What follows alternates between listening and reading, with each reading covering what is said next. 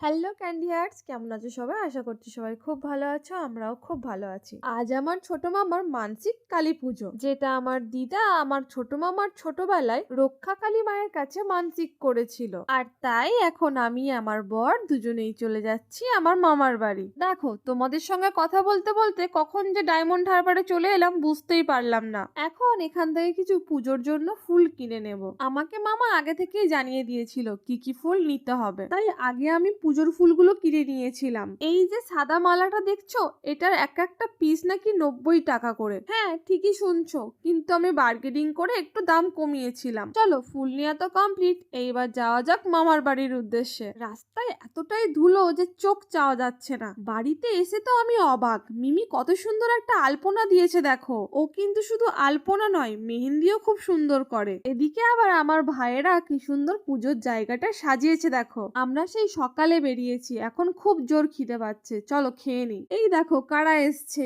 আমার দাদা, বৌদি আর আমাদের ছোট্ট আদি। চলো এখন আমরা খেয়ে নিই, এর পরে কি হলো সেটা দেখাবো পরের ভিডিওতে। এখনের জন্য টাটা।